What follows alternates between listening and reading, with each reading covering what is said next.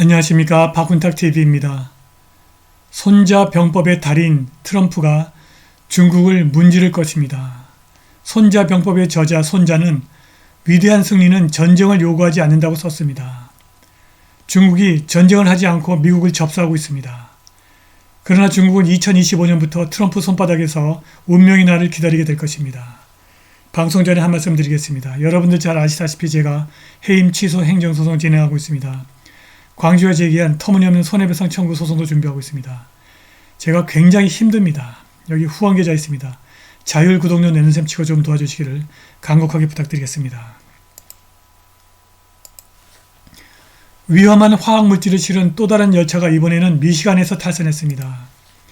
이 열차도 이달 초 오하이오 동부 팔레스타인 외곽에서 탈선한 열차를 운행한 바로 그 노포크 서던이 운행하고 있습니다. 이 사건으로 수많은 가축이 죽었고 많은 주민들이 병에 걸렸습니다.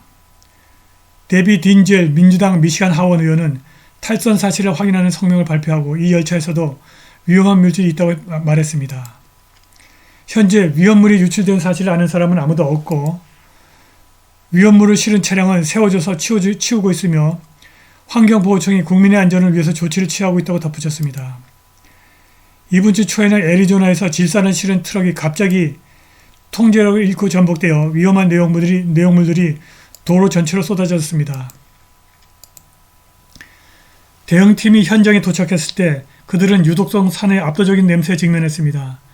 연기가 너무 강해서 몇 마일 떨어진 곳에서도 느낄 수 있었다고 당국은 보고했습니다. 옆으로 누운 트럭에서 질산이 새어나와 주변에 퍼졌습니다.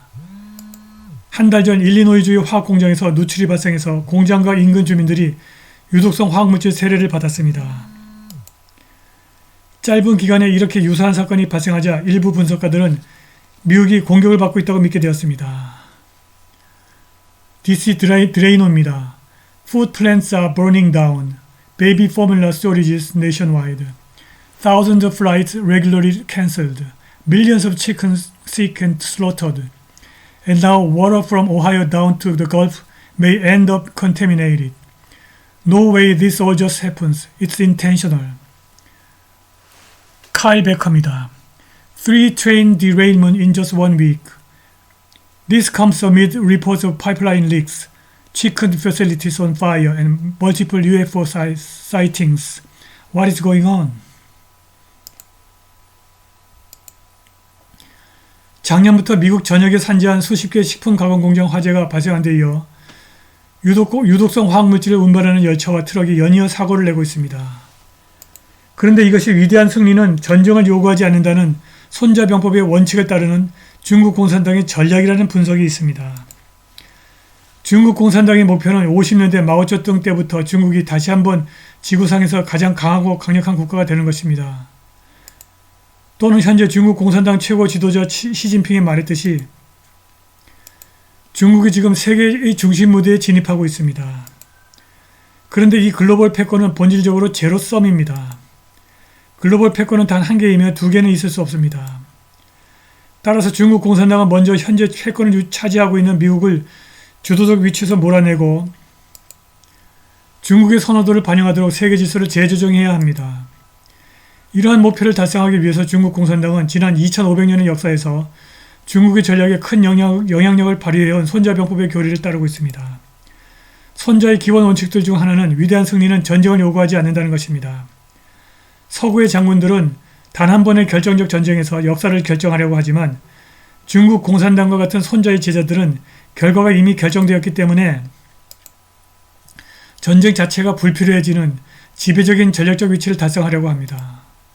손자의 조언에 따라 중국 공산당은 수십 년 동안 미국에 대한 정치적, 심리적, 문화적, 전복적, 법적, 경제적 등 다양한 형태의 간접 전쟁을 통해서 미국의 전략적 힘과 지위를 지속적으로 저하시켰습니다. 미국 전역에 산재한 100개 가까운 식품 처리 공장에 불을 지르고 어린이가 먹는 분유 생산을 막고 전국에서 유독성 화학물질을 폭파하는 것도 전쟁을 하지 않고 미국을 빌어내는 손자병법이라는 것입니다. 동시에 중국 공산당은 중국 자신의 전략적 힘과 지위를 강화하고자 했습니다. 그래서 결국 힘이 불균형이 아니라 너무 거대하고 명백해서 중국의 승리는 프랑스인들이 말하듯 기정사실, 페타 꽁플리에 불과할 것입니다. 바로 이것이 중국이 미국과 전쟁 없이 위대한 승리를 얻는 전략입니다. 실제로 우리는 시진핑의 많은 주요 정책에서 이런 전략을 볼 수 있습니다. 예를 들어서 시진핑의 이중순환, 듀얼 서큘레이션 전략은 중국이 경제적으로 자급자족하는 동시에 미국을 포함한 나머지 세계가 제조, 공급망, 심지어 미래 성장과 번영까지 중국에게 계속 의존하도록 보장하는 것입니다. 이로써 중국 공산당이 멋대로 상을 주고 처벌할 수 있는 강력한 지렛대를 갖는 동시에 자신에 대한 부당한 외국의 영향력을 제거할 수 있습니다. 또한 1대1로 전략이 있습니다. 실크로드는 모두 중국에 통한다는 전략에서 중국이 건설한 인프라와 부채 및 부채 덫 외교가 세계의 많은 부분을 묶었습니다. 중국은 이미 아프리카와 같은 곳에서 전략적 항구, 토지 및 천연자원에 대한 소유권을 주장할 수 있습니다. 그리고 군사 민간 융합 전략이 있습니다. 중국 기업은 인공지능같이 상업 및 군사 응용이 모두 가능한 이중 사용 기술의 인수 및 통합을 통해서 중국의 군사 및 방어 능력을 지원하여 미국을 뛰어넘는 기술적으로 우월한 군대를 만들고 있습니다. 마지막으로 시진핑의 메이드 인 차이나 2025 이니셔티브는 중국이 첨단 제조, 로봇공학 및 양자 컴퓨팅과 같은 미래 글로벌 강국을 결정하는 가장 중요한 기술을 획득하는 것을 겨냥한 대규모 국가주도 산업정책입니다. 이러한 중국의 정책들의 궁극적인 목표는 중국을 경제적, 군사적, 기술적 관점에서 전략적으로 지배적인 위치에 올려서 결국 미국이 항복하고 중국의 부상을 받아들이게 한다는 것입니다. 바로 이것이 손자가 말한 전쟁을 하지 않고 얻는 위대한 승리입니다. 미국이 이러한 중국 공산당의 손자병법을 이해하고 이에 맞서 싸우는 것이 시급합니다. 그렇게 하지 않으면 미국은 어느 날 잠에서 깨어나 중국에게 지게 된 것을 알게 될 것입니다. 바이든이 두 번째 임기를 위해서 2024년 대선에 출마하기로 결정했는데 재선 출마를 선언하고 13개월이 지나서야 유세를 시작한 오바마 모델을 채택하기로 했습니다. 바이든의 주치의들은 그가 연임이 가능한 건강하고 활력이 넘치는 인물이라고 말했습니다. 2024년 대선에서 바이든과 트럼프의 리턴 매치가 성사되었고 중국 공산당의 손자병법 전략은 트럼프 당선의 1등 공신이 될 것입니다. 트럼프는 중국 공산당의 손자병법 전략을 꿰뚫고 있는 유일무이한 미국 정치인입니다. 그는 2016년 대선 전에 출간한 저서 Think Like a Champion에서 여러분의 사업과 경영 전략에 매우 유용한 책 한 권을 추천하고자 한다. 바로 손자병법이다.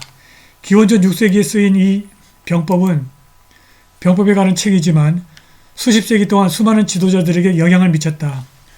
메가더 장군을 비롯하여 많은 저명한 군사전략가들이 이 책을 공부했다. 시간을 투자해서 꼭 읽을 만한 소중하고 가치 있는 책이다라고 썼습니다. 트럼프는 2016년 대선에서 손자병법을 원용한 맞춤형 선거 전략으로 득표에서는 힐러리에게 283만 표 졌으나 선거인단 투표에서 304표를 얻어서 227표를 얻은 힐러리를 눌렀습니다. 트럼프는 중국 공산당이 사용하는 손자병법 전략을 꿰뚫고 있습니다. 중국의 손자병법은 실패하고 있습니다. 2019년 총 요소 생산성이 마이너스 3%를 넘었고 실질 GDP 성장률은 마이너스 5에서 10%에 이를 것입니다. 2025년부터 중국은 트럼프의 손바닥에서 운명의 날을 기다리게 될 것입니다. 오늘 방송은 여기까지입니다. 감사합니다.